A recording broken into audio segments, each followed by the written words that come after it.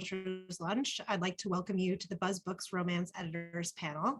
I'm Erin Summers from Publishers Lunch. Thanks to all our editors and publishers for participating in BuzzBooks, as well as this panel. And everybody watching tonight should be sure to download the free BuzzBooks 2022 Romance Sampler with substantial excerpts from these 5 authors, as well as many others. We'll post the BuzzBooks download link in the chat throughout the panel. And now let's introduce our first panelists. First up, we have Jasmine Guillory, author of Drunk on Love, edited by Cindy Huang and published by Berkley on September 20th. Jasmine Guillory is the New York Times bestselling author of The Wedding Date, The Proposal, The Wedding Party, Royal Holiday, Party of Two, and While We Were Dating. Her work has appeared in Cosmopolitan, Real Simple, Shondaland.com, and Oh, the Oprah magazine. She lives in Oakland, California. Cindy Huang is Vice President, Editorial Director at Berkley. She joined Berkley in 1994 and has acquired and worked with a roster of best-selling authors, including Jane Ann Krentz, Amanda Quick, Laurel K. Hamilton, Sylvia Day, Christine Feehan, Helen Huang, Nalini Singh, and Karen White. Now I'm going to ask our first editor and author to start their microphones and cameras and come onto the digital stage. Hi, everybody. Hi. Thanks so much for having us here. This is going to be really exciting for us. Hi, Cindy. Hi, Jasmine. So I am dying to tell everyone everything possible about Drunk on Love, but we only have 10 minutes. So one of the things that I always think it's so exciting because it really is, it's really hard for authors is not just coming up with new ideas, but starting off a new series, because I don't think a lot of what a lot of readers know is that Drunk on Love is actually the beginning of a new series. Like your first book, The Wedding Date, actually was the start of a new series, but it ended officially with While You Were Dating. So how did you come up with a new series idea? At first I had no idea what I was going to do. Like I sort of knew that While We Were Dating was going to be the end of that group of people. And I remember at one point I was having a conversation with my agent and I was saying, I have no idea what's coming next. And then like later that night, I was like, what if? And so I think that's sort of how it happens is like little ideas that kind of build. I also knew that, for my first 6 books, they were all set either in the Bay Area or the LA area. And I felt like I didn't want to go back to either of those locations. And so as soon as I had the idea of having a book set in wine country, it just sort of everything kind of sparked from there. So it was really the location that I thought of first. And then I got so many ideas sort of coming from there. Well, speaking of wine country, a lot of the action of this book takes place at a winery in Napa, and which I have visited Napa, but not necessarily the wineries because I actually don't drink. I know. So for me, yeah, this was it was a brand new world in a lot of ways. Thank you for educating me about wines and our discussions about what actually is it supposed to taste sour? But one of the things I know I was asking you because it didn't occur to me that there is its own wines obviously have their own vocabulary and understanding, but wineries too, and the social aspect and business aspects, it's a little different. And I had no idea like a wine party was not just like a block party that people just come for free. And oh my gosh, this is so generous. All this wine and free food. Did not know you actually had to pay for that. So thank you for educating me. So well, it was very helpful because I know that you don't drink and that you don't know much about wine and the whole culture, which was also actually very helpful for me because like I live in the Bay Area. I'm like an hour away from wine country. I'm often up there. And so there's a lot of stuff that I just think is common knowledge that isn't, which was which was great for me for like all the questions that you had for me. I was like, okay, great. I need to explain these things more to the reader who, does not live around here, who may not have done any of this. So that was really helpful, like editorial notes of things that I needed to explain more of. It was, I have to admit, I had to go over a little bit of embarrassment when I No, that was what I needed. yeah, I was starting way low, but it was you made it easy. It actually, thanks to you, I want to order rosé more, especially in the summers and frosés. So, and I'm working my way. Oh, The well. sweeter the better. Anyone Baby listening, if steps. you want to send me anything, it's sweet. So, but it was great. I really loved reading about Margot and Luke. And it was so interesting because there's an age difference between them, but it's reversed. It's typically, obviously, a lot of times heroes are a little older than the heroine or the same age, but Margot is older than Luke. It's not by a huge amount, but it's just enough that it affects at least Margot's, sense. And generationally, I would say Margot is millennial, where Luke is actually, I would say, Gen Z-ish, On the cusp. on the cusp, yeah. So did you like playing with that in terms of all its aspects? Yeah, I mean, there were a few things that I sort of played with in that way, right? Because a part of the idea for the beginning of the book, for me was sort of like the beginning of Grey's Anatomy, where like, they had a fling at the beginning, and then she found out that he was her boss. And so I thought it was kind of fun to swap that, and it was fun to kind of swap the who was older, and because those dynamics are different when the gender is different. And I also kind of wanted to see like what impact would that have on Margot, what impact would that have on Luke, and how would they relate to one another differently because of all of those things. So that was a lot of fun for me to kind of think about and play with, and kind of all of the secrets that they had to keep and the ways they had to pretend, both to the rest of the world, to each other, and to themselves. Mhm. Well, I don't think it's a spoiler to mention you and alluded to how they met. It was with what they both thought was going to be a one night stand, though they both had wanted more. But it became the most one night stand, the most awkward one night stand ever when the next day they realized they were boss and employee, which obviously comes with a lot of really different power dynamics. So I know you were playing a lot with that too. And also, women, female in positions of power too. So a lot of times it feels women have to be extra careful about that. So you dealt with all these issues really well, and it was a big part of their relationship, but also building this incredible sexual tension between them, which is often hard to do when you begin sort of them, right away getting together, but then you have to hit pause while they work out all these other issues. This uncomplicated sex is not quite so uncomplicated anymore. So I love that aspect. Yeah, that was a lot of fun to do. I mean, I think also everybody has different relationship dynamics throughout the book. And so I really enjoyed there, as in, I think all of my books, there's a lot of family dynamics going on kind of with both of them. And so they both had to kind of figure out how to relate to their family members and to each other, and to like pretend to the world, oh, she's just my boss, nothing is going on. And so that I had fun with that. And I really think readers will enjoy reading that for sure. One of the things, obviously, everyone, all the writers in this group too, we're all still in a pandemic. You were writing this in the midst of the pandemic, so a lot of there's a lot of scenes involving big social events, dealing with food and alcohol, obviously, and food has always been a big part of your books, and a big way for friends and family to come together.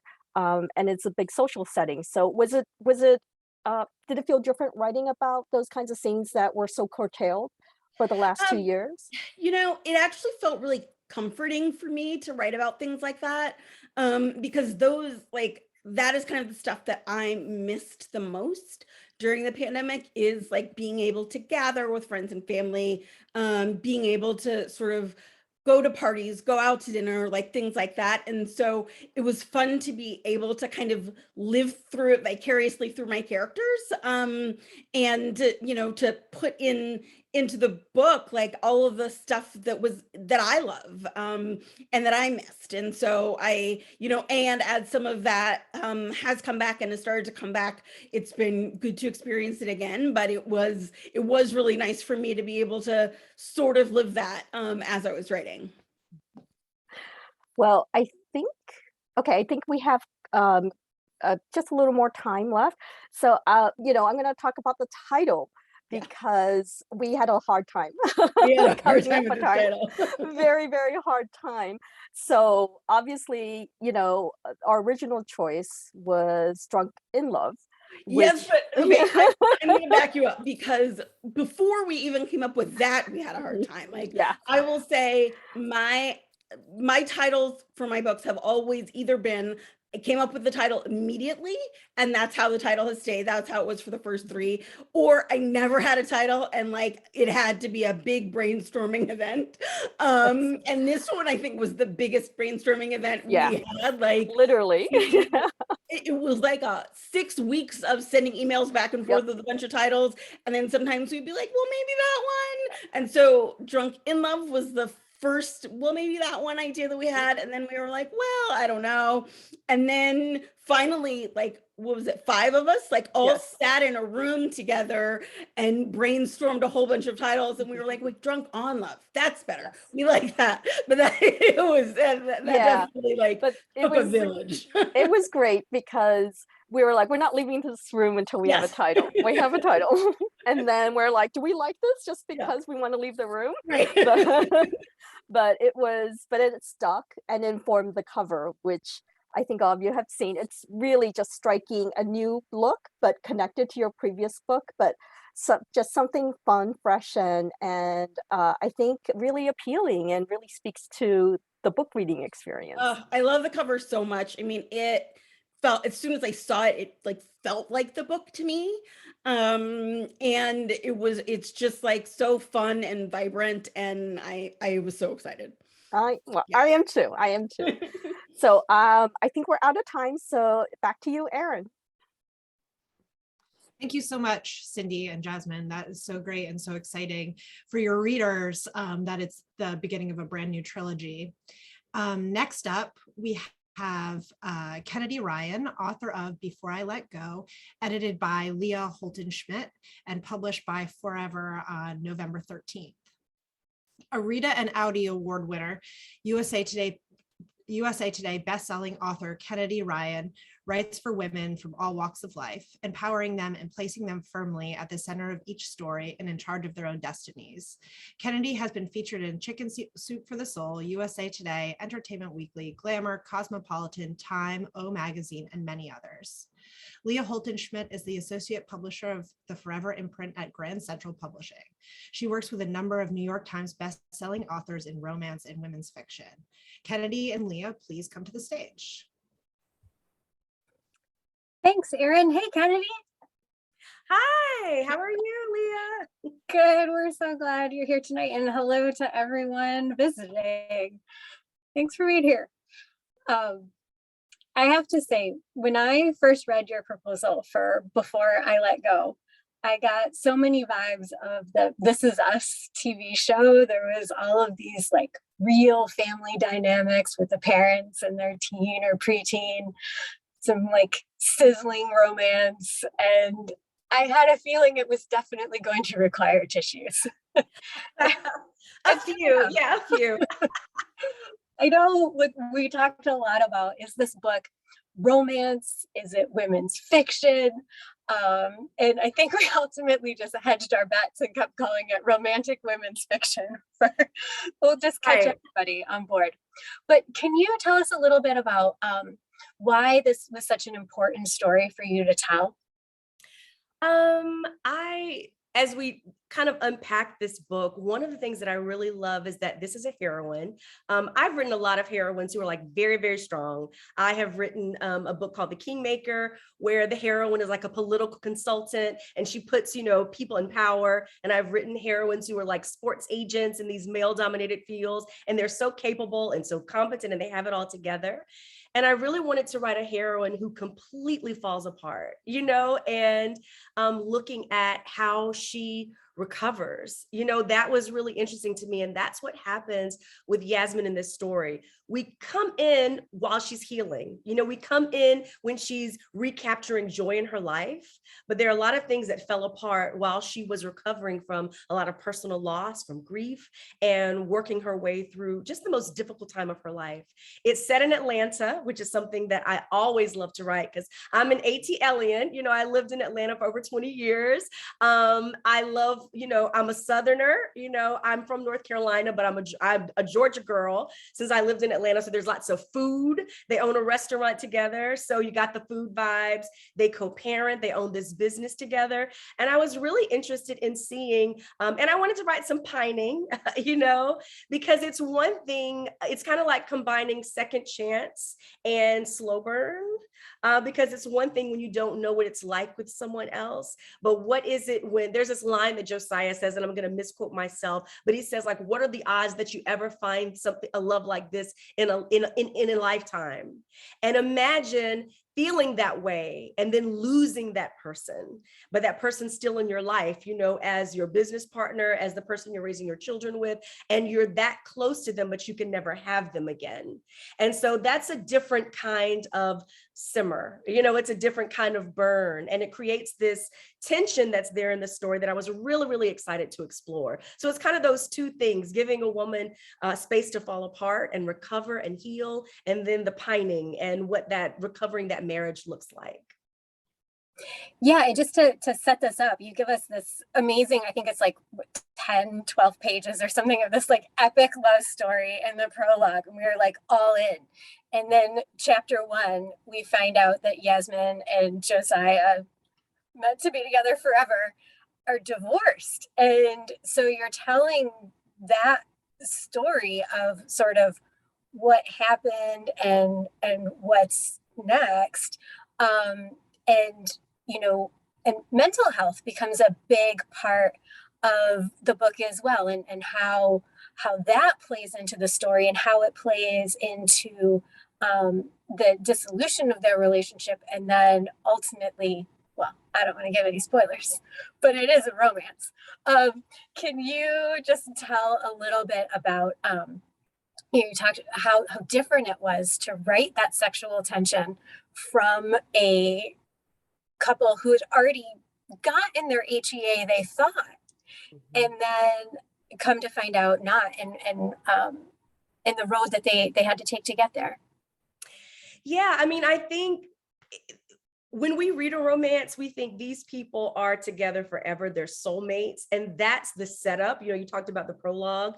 It's what we expect. You know, these people who are in love, they find each other, they're, you know, devoted to each other, they marry. That's it. That's the HEA.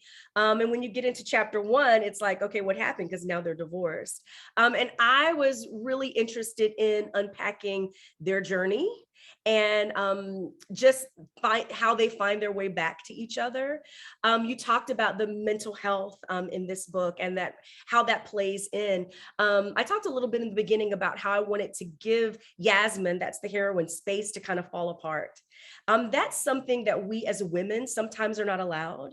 And I will get specifics since I'm a Black woman and say often we as Black women, it's the strong Black woman, you know, that ethos of the strong Black woman, that mythical character who has the cape and somehow like takes on everybody's burdens inside our community and outside of our community. And you rarely see where there's a woman of color who is allowed to completely fall apart. I've been on TikTok a lot lately, and the TikTok girlies have what they call their soft era.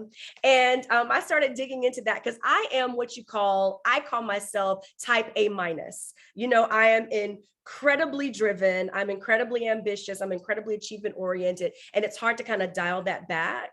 And Yasmin is someone who is like that, but then completely falls apart. And in the soft era, I think some of that emerged from, we saw Naomi Osaka withdraw from the French Open. We saw Simone Biles, you know, choosing her mental health over gold. We saw Miss USA, you know, very publicly dying by suicide. And all of a sudden, women of color were at the center of a discussion about about mental health. And I was very interested in unpacking Yasmin's journey from grief and depression into healing and joy and finding the love of her life again and all that that entails. And that's what we get, it's those are the vibes, it's spicy, it's piney, but it does, it has these themes of kind of recovering the things that she lost. And I'm really excited about that. Yeah, it is. I mean, I'm a little biased, but it is a powerful, powerful read, and just immensely emotionally gripping and in my mind, to see not only Yasmin go through her journey, but Josiah as well, and Yes. model for his son and be there for his family. And he has to kind of come about things in a different way as well. I'm really glad you mentioned Josiah. I don't know how much time we have, but I just want to touch really quickly on the fact that this really hones in on men and mental health and the stigma around Black men, especially taking care of themselves. So that's something that we definitely get into in this story, and I'm excited about exploring that. Well, one of the other things I love, there are certainly some heavy topics in here, but ultimately there's a lot of joy. Yes. Too. Part of Yasmin's healing and kind of getting back to herself after some of these family tragedies is these girlfriends that she makes in Soledad and Henrik, in this kind of crew that she has, that they have some of the most hilarious, no holds barred conversation. I wish I could be friends with these women. And I'd love to hear sort of your take on how, bringing them together was came about. Well, I think when you are in depression or when you're down, sometimes what happens is we isolate ourselves. We isolate ourselves from our friend and from community. And a big part of how Yasmin heals and rediscovers joy is by connecting with these amazing women.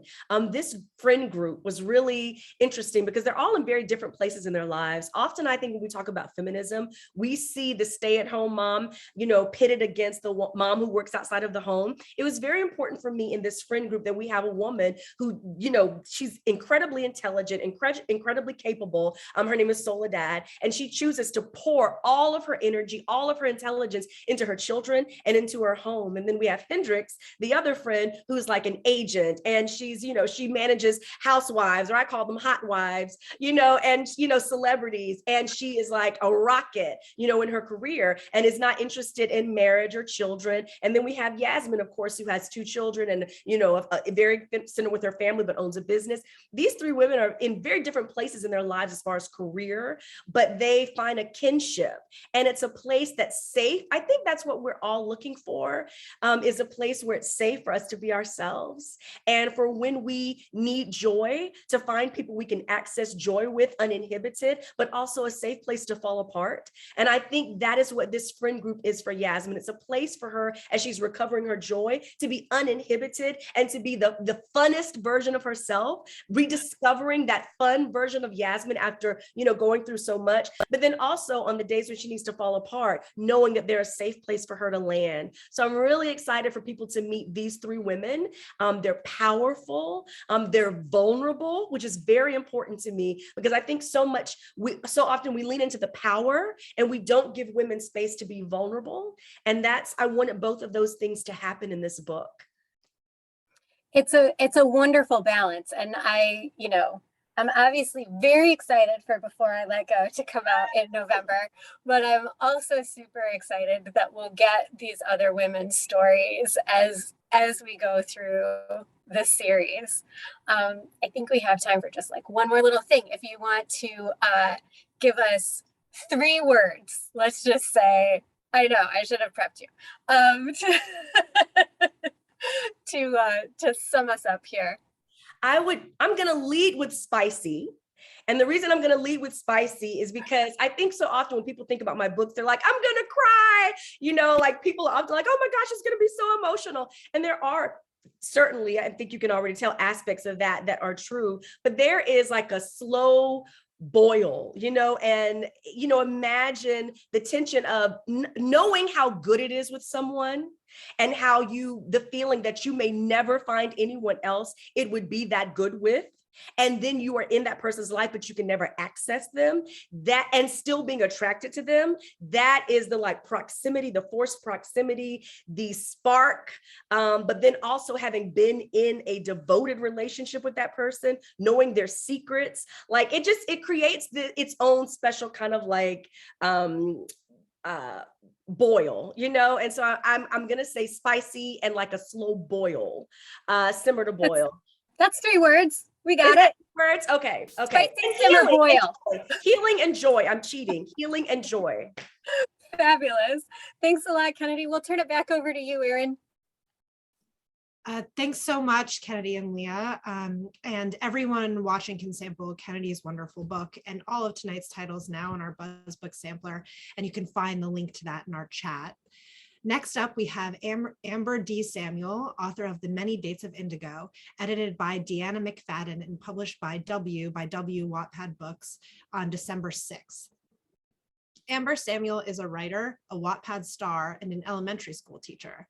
She lives and works in Texas. The Many Dates of Indigo is her first novel. Deanna McFadden is the executive publishing director at Wattpad Webtoon Studios. She started her career in publishing as a digital marketer with Random House of Canada, then worked in various departments at HarperCollins Canada and rose to senior director digital product.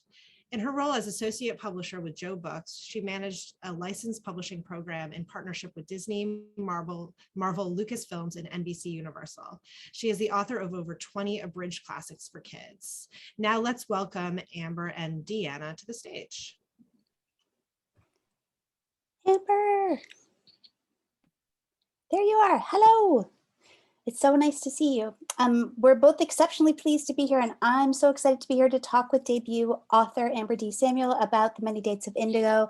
This is a heartfelt romance about a young singleton named Indigo on the cusp of turning 30 and coming face to face with the fact that she's put off dating, put off finding the quote unquote the one in favor of finding success in other areas of her life, namely her uber successful shoe store. But now she's feeling that twinge, that pressure not to be single anymore, and trying to balance dating while reconciling her past and her history with her BFF Tate. So Amber, I'm going to start by saying that so many romances end with the wedding as the epilogue, but your lovely novel begins with Indigo about to get married. And I want to know, why was it important for you as the writer to show the reader your plan for her happily ever after right from the beginning? Well, I was tasked with putting 2 books into one. So there was The Many Dates of Indigo and The Entangled Engagement of Indigo.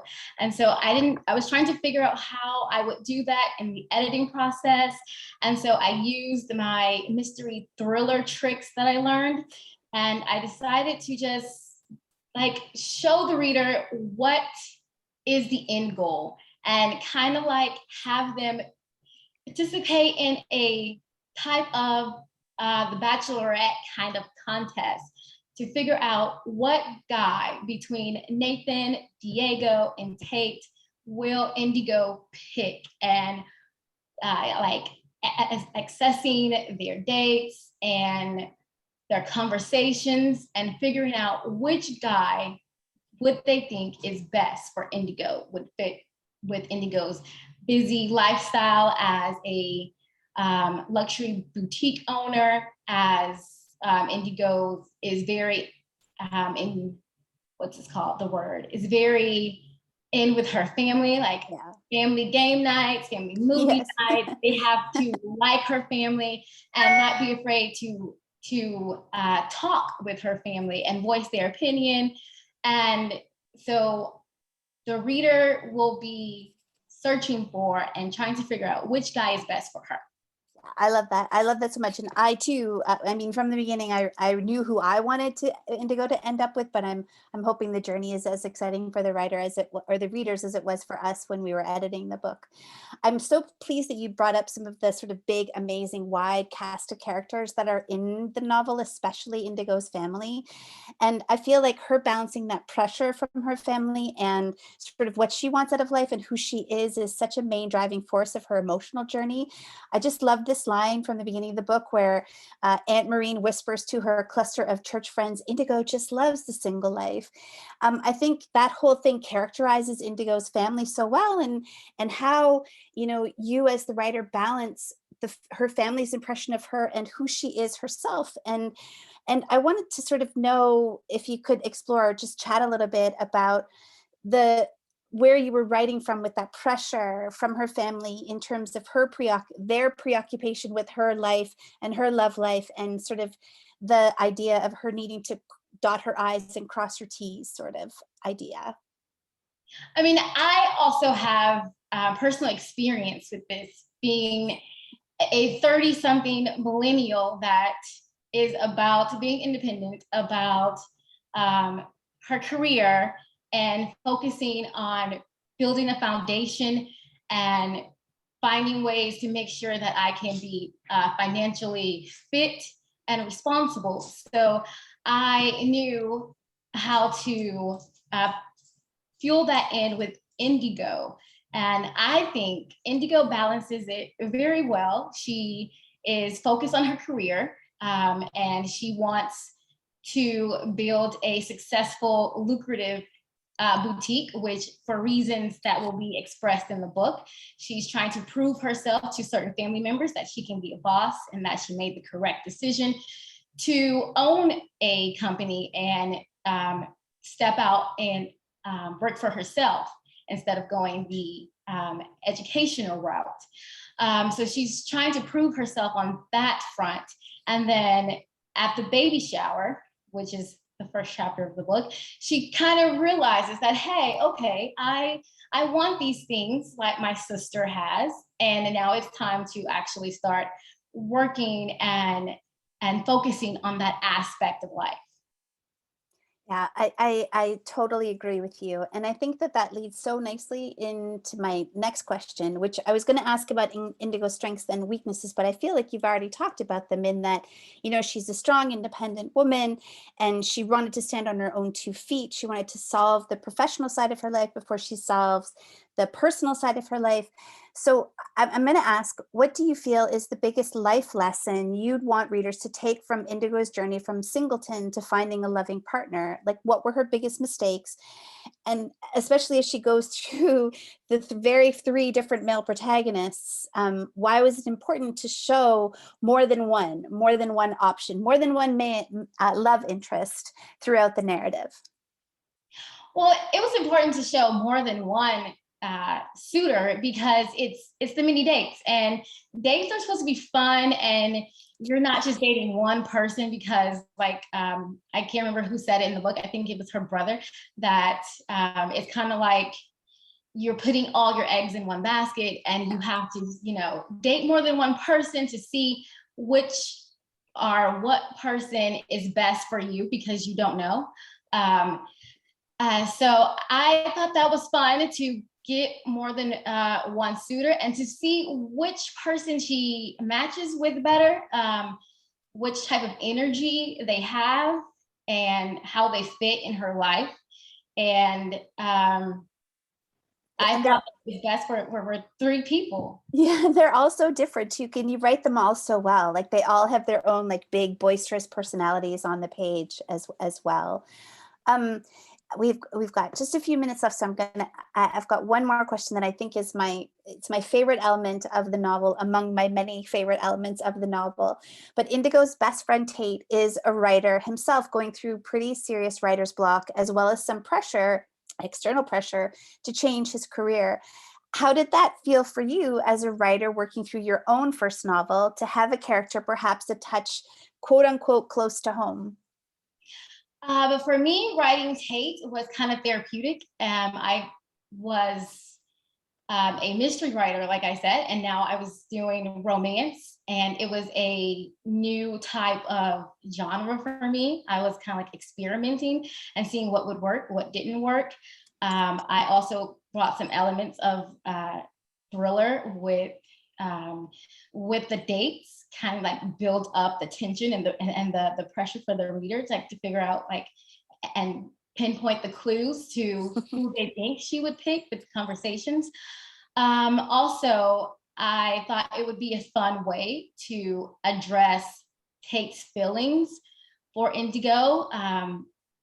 He decides that maybe because he can't actually voice how he feels about her and how he wants them to be, that he could like write it out, and maybe that will help him figure out what he wants and how he wants to execute those things and how he feels about her dating again. Even though he's her best friend, he has certain feelings, and he feels some type of way about her dating. And he's got to figure that out and then express it, and in a ways that, yeah, I think the enemy, or I mean, friends to lovers trope is one of my favorites to see on the page. And I think we've talked about this a little bit before. We've got just 2 minutes left. So I want to ask you about your inspiration for the book, which I know we are on the same page. When we see Love and Basketball, which is one of my favorite movies, I hope it's one of your favorite movies too, in this novel. I don't know if you want to talk a little bit about where your inspiration was. And I know it was a totally different thing for you to write on the Wattpad platform, excuse me, up until now, and sort of how to kind of explore your inspirations in, you know, picking up and writing romance when you were writing something so different beforehand. Well, the inspiration came from, I was watching Being Mary Jane, and during the first episode, Mary Jane, well, the first episode was a movie that was on BET, and Mary Jane went to a shoe store and she was trying on shoes, and it was Gabrielle Union played Being Mary Jane, and the shoe store owner, I think her name is Tika Sumter. I think that's who it is. She was selling shoes, and I was like, I wonder what her life is like. I mean, she was fashionable, she was beautiful, this beautiful Black woman, and I was like, I would love to dive into her life. What is her life like? She's running this shoe store, and I just started creating, like, okay, so this is what her family's like. This is what, this is how she dresses. And I kind of went to Pinterest to build up her closet, what type of shoes she has, what type of car she has, and then Indigo was created. And we've got, I think we're just about out of time, so we'll fling it back in 1 second, but I just wanted to say there's such a strong emotional current through the novel too, where it's not, I mean, it's fun and lovely in terms of her dating everyone, but there's a strong, really emotional story, especially between she and Tate and what they go through. And why was that important to you, just to like focus on Indigo's emotions throughout the novel? It was important for me to address her emotions, because I kind of wanted to dissect that strong Black woman idea that she has to carry the burdens of the world and take care of everyone. And I kind of wanted to show that she's vulnerable. She has emotions. She expresses those emotions. She doesn't just keep them packed in and push them down. She cries. She gets mad. She's not an angry Black woman, but she gets mad because she's human, and humans get mad, and humans get frustrated. And I wanted to show a full-fledged character because she's a human being, just like Black women are humans. So I think you've done an amazing, marvelous, wonderful job on Indigo. She is so human, and so are you. And I'm so pleased that you're here today. And I'm going to throw it back because we're out of time. Thank you so much, everyone. Thanks so much, Amber and Deanna, for that great presentation. The book sounds like a lot of fun. Next up, we have Kate Claiborne, author of Georgie All Along, edited by Shannon Plackus and published by Kensington on January 31st, 2023. Kate Claiborne is the two-time Rita Award nominee author of highly acclaimed romantic comedies, including Love Lettering, Love at First, and The Chance of a Lifetime series. Her novels have been named Best Romances of the Year by O, the Oprah Magazine, Entertainment Weekly, The Washington Post, BuzzFeed, Romper, and more. Shannon Plackus is an assistant editor at Kensington Publishing, where she has worked since 2016. She has worked with a wide variety of genres, including mysteries, thrillers, nonfiction, romance, and more recently with her own titles, women's fiction. Before publishing, she studied English and creative writing at SUNY New Paltz. Here are Kate and Shannon. Please come to the stage. Hi, everyone. Hi. Hi, Kate. Hey, Shannon, how are you? Good. How are you? Good. I'm so excited to be here. Hi, everybody who's out there watching. Yeah, I'm very excited to talk about Georgie All Along and for everyone to learn more about it. So I guess what I wanted to start with is this book centers on a friend fic, which for people who might not be in the nerdy teenage girl subculture that I'm pretty sure we both occupy, they might not know what that is. So I was wondering if you could just like explain a bit about what that is and also why you chose to write about that specifically.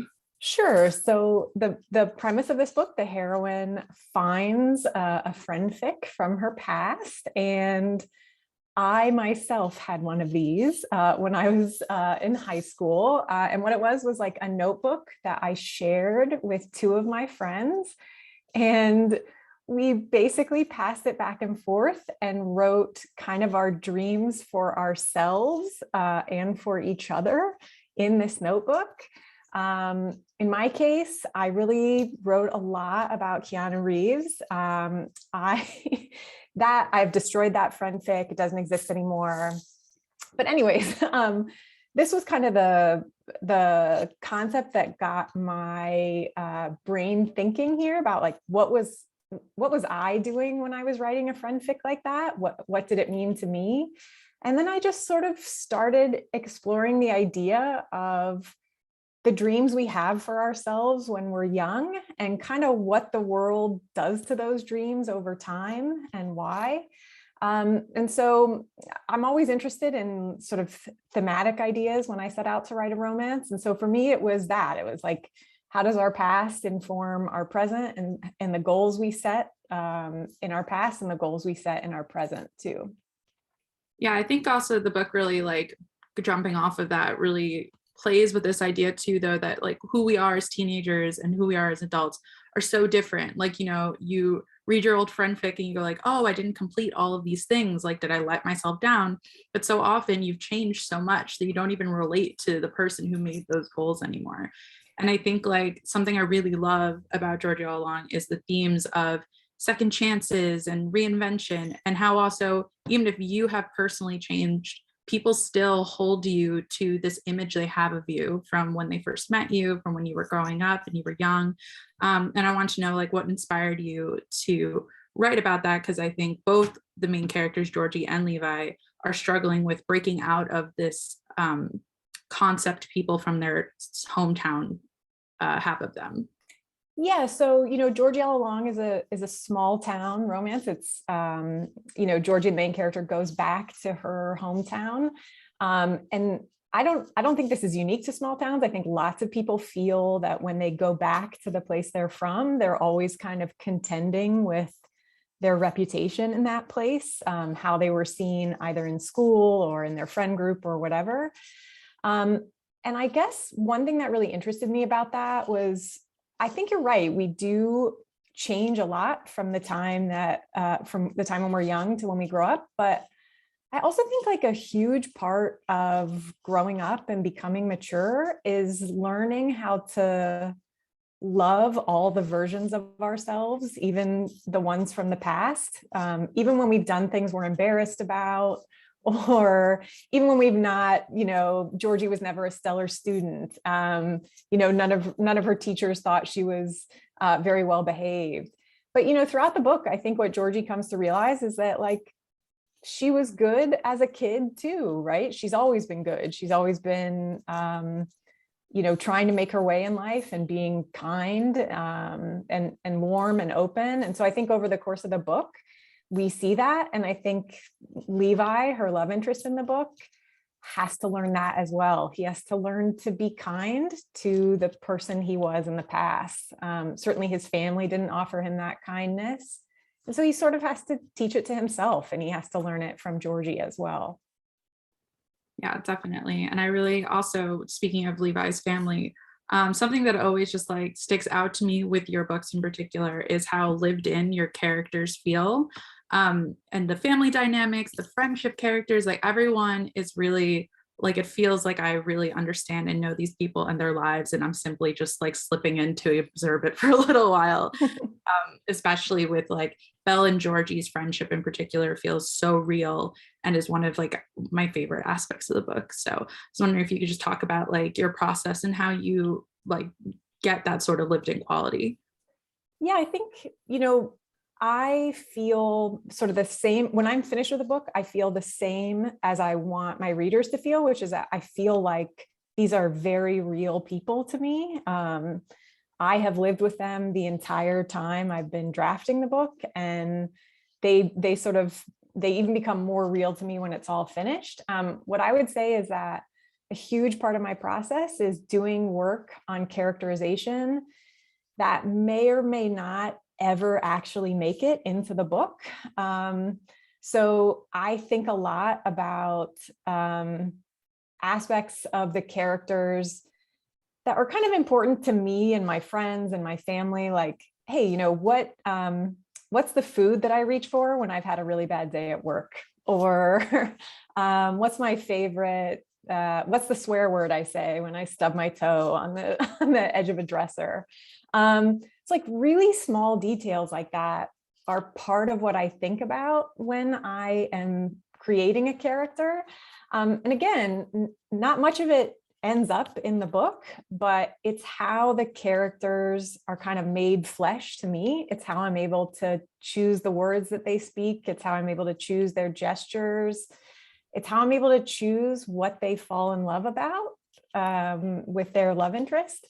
So I guess what I would say is that maybe some people would say I waste a lot of time thinking about details I'm never going to include in the book. And then I guess what I would say about, you mentioned in this book, there's a very strong element of friendship between Georgie and her best friend, Belle, who she originally wrote the friendfic with. I guess for me, friendship is so incredibly defining to my life. My friendships in life are sort of like, they're just gorgeous and wonderful and challenging and ever-changing. I think friendship is one of the most beautiful things about the human experience. And I also think that friendship makes romantic love a lot richer. And so it's really important to me that friendship feels real and important in the books that I write. Yeah, and I definitely think even right from the beginning with your first book with us, that's always just been very apparent and a quality I love about your books. Oh, thanks. So this is your 6th romance with us, I believe. Mm-hmm. So I guess my question is that like after doing this many books, like how do you like struggle when it comes to romance? Like, do you like, what's the trickiest part of writing it? Like when you're just like, okay, for the 6th time, I got to make people fall in love again. Well, I think I'm on record as saying that like, I find almost every part about writing tricky. Like I often think that various parts of writing it are challenging, but for me, I guess what I would say is that, romance has been very important to me in my life. It has gotten me through many difficult times. It has comforted me. It has also been kind of a companion through periods of joy and happiness in my life, right? Like, so sort of like any mood I'm in the mood for a romance. It's just a different, it might just be a different kind of romance.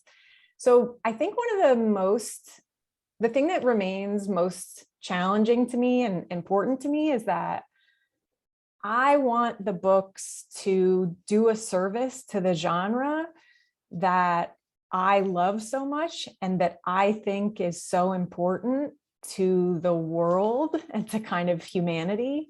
So I feel a lot of responsibility writing romance, and I take my work seriously and I take my colleagues' work seriously, kind of everybody on this call. And so I think that's the biggest challenge to me. And that's the thing that keeps me coming back, right? Is to write the kind of books that also mean a lot to me.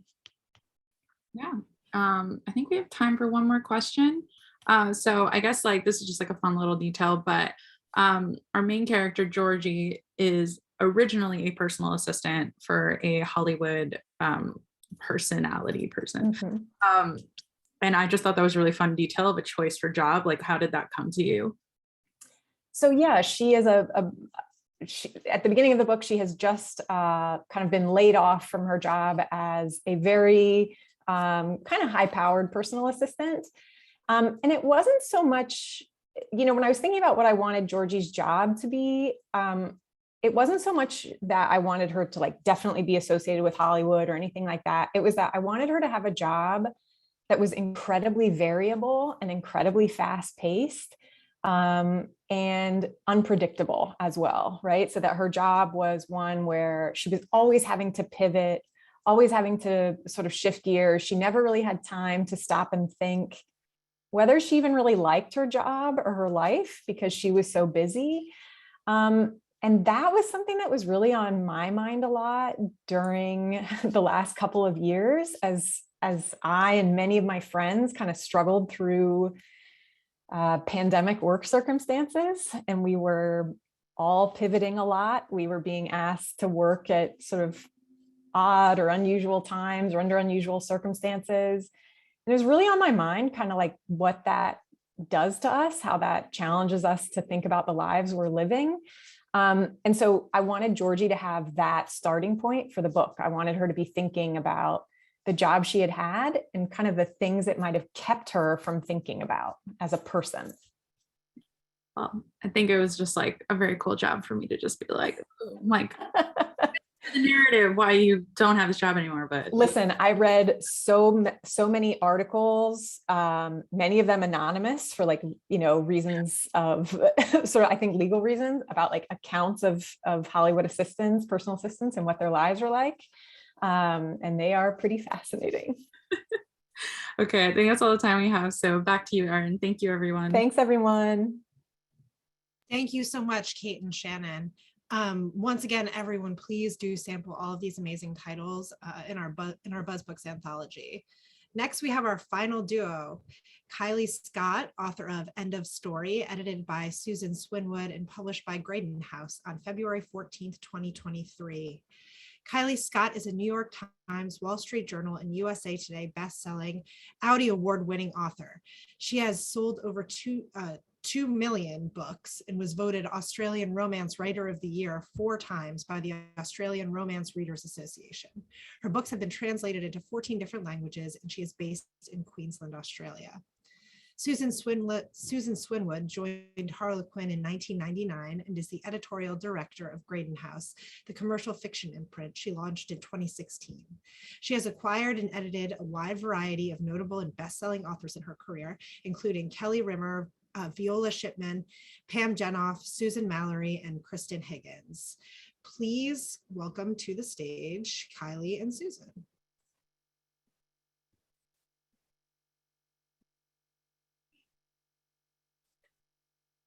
I think I'm right. Sorry, Hi. Of course, just as I did that, I hit the wrong button. Hi, Kylie. Hey, Susan, how are you going? Good. How are you doing? Good, At the good. crack of dawn. Good. Wonderful to be here. Not too bad. So I'm super happy to be here with Kylie to talk about her amazing book, End of Story. I realize that we're getting close to the time limit, so I want to get to as many questions as I can. So first one I have for you, Kylie, is around the amazing career you've had so far. You've built it as a hybrid and a traditional romance author. I think you've published something like 17 novels. And I'm curious what prompted the shift from the sexy romances that you're known for to the rom-com category in the traditional space with us at Graydon House. We were just talking about this the other day about how rom-com has really broadened in terms of what it means these days. I mean, humor's always been a pretty strong part of what I do in the contemporaries I write. So it doesn't feel like a huge shift. It feels really wild to be going back to traditional after being indie for the last sort of 5 years exclusively. But no, it's been great. It's just been lovely. I love the story so much. Has the process changed for you in terms of how you write, given that you've switched to a different category as you were writing Susie and Lars?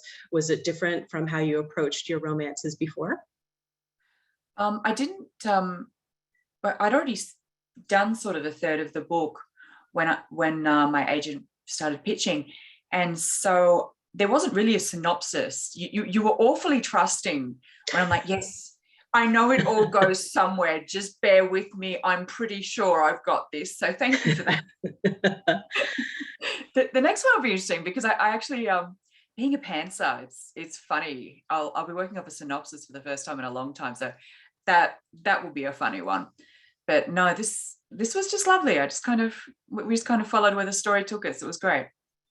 Well, I have to say the proposal that I got, I mean, knowing who you are and what you write, and the story just hooked me right from the very beginning. It's got this light speculative element that I just fell in love with, and I mean, I wasn't wrong. When I got the full manuscript, I was not disappointed. Something else that was different was the kind of hero that you have written in Lars. He's a bit of a cinnamon roll versus, you know, the alphas that I think you're better known for. He is a little bit softer in some ways. I think with the state of the world for the last 3 years, we are a bit more open. Oh no, I am a bit more open to a little bit more kindness and gentleness. As much as we still love grumpiness. So like we've got to mush all that together in the hero episodes. But he's a little like my partner when we first met. He's quite structured, had very set ideas about the world. And we used to have these long debates clashing on all sorts of different subjects. So he's a little bit like that in my head, whilst looking like the perfect urban Viking. He's one of my favorite heroes that I've read in a long time. He's very much still the strong silent type, but funny, like so funny. Mm-hmm. He and Susie, their repartee just made me laugh all the time. You know, Susie is so sharp, like dagger sharp, and Lars just takes it and then can give it back just as strong. They're a wonderful couple. He's pretty stoic, yeah. He is. He's awesome. Just going back to the sort of the light speculative element that I fell in love with in the proposal. So basically, for those who haven't read the book yet or the sample, the protagonists, Susie and Lars, find a divorce decree in the wall of Susie's home that Lars is renovating, and it has their names on it, but dated 10 years in the future. And I'm curious was it difficult writing that type of mystery, for lack of a better word? Did you know all along how the story would end and where it was going to go? I've always been a huge fan of sort of a bit of weirdness. Halloween is definitely my favorite season. And I don't think I ever told you, I live next door to a cemetery. But, yeah. No, it's just quiet neighbors. Mm-hmm. And to my great disappointment, nothing has ever happened. I have yet to be haunted. But my family definitely loved to mock me deeply for sort of watching the ghost hunter shows and all that. So without giving it away, I knew the situation would resolve itself, but there's kind of a, readers can take away kind of what they want. There's hints of weirdness here and there, most definitely, but yeah, I knew. I don't know what to say that I won't blow it. Yeah, it's hard to talk about it without giving too much away. But no, it's just as the reader reading the book all along, I'm wondering, how is this going to end? How is she going to resolve this? How is this going to be wrapped up? And it's so well done and satisfying the way it's done. And I just figured it must have been, and as a pantser, I guess probably you wouldn't know where it's going until you get there. Pretty much, yeah. It'll be interesting to see what people think, because there's definitely the message I'm trying to send about all of the woo-woo weirdness. So we'll just see. It's going to be cool. So the woo-woo weirdness, the whimsy, the paranormal, the speculative, we're seeing an awful lot of it in books and TV and movies. And certainly it seems to be a great fit with love stories. Why do you think that is? That's again the conversation we were having the other day about how the last 3 years have been a heck of a trial. You you like me have kind of lost your reading magic. I've only finished like a handful of books in the last 3 years. I really hate it. I keep starting books and I don't know, I love them, and then I just don't go back to them. I hate it. I have to get my reading joy back.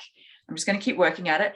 But I think we're all due some happiness. I think we're all definitely due some escape, like how we're seeing the rom-coms come back on screen. It's awesome to see paranormal and the witch books and everything going so well. I mean, it's the wonderful world building and the elements of magic and everything. It's so great to have all of that back. Not that it ever really went away. No, true, but you're right. There seems to be a resurgence, certainly in movie rom-coms. Thinking about the recent Sandra Bullock, and there's a new Julia Roberts and George Clooney rom-com coming out. I'm so excited to see it. I'm so happy that there's more movies and about rom-coms, or rather rom-com movies. So much Marvel out there, and I'm just excited to have something else to watch.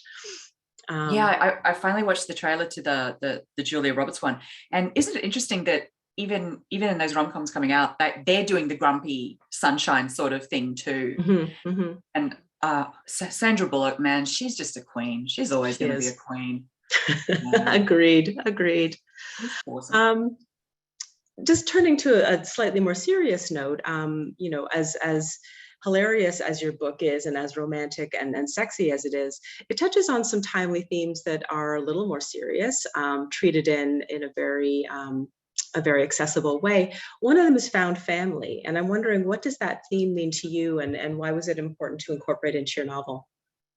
I think family means so many different things to so many different people, and if the family you're born into isn't necessarily good for you, then how awesome is the internet that we can have friends all the way around the world these days, that we can find people with our interests and who will have our back. And I love found family stories. I really love them, that you find your crowd, and that you can go through life and have all these things in common and have people who will tell you the truth. And I'm really into exploring, I guess, being a romance writer, I just love relationships in general.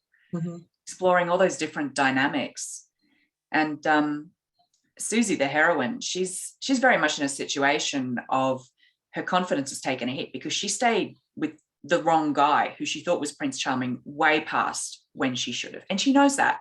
She made bad choices, and now she's got to kind of look at what she did and learn from that and build herself back up.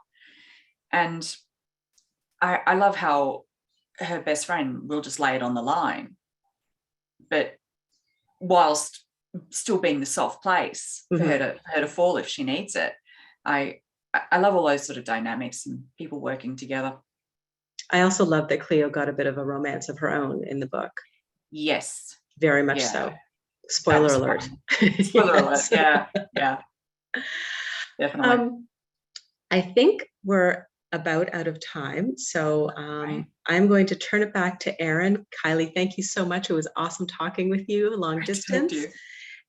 And yeah, thanks everyone so much for taking part and joining us. Thank you so much for that, Kylie and Susan. That concludes our presentation tonight. Could all the editors and authors please turn their video and audio back on for a quick goodbye?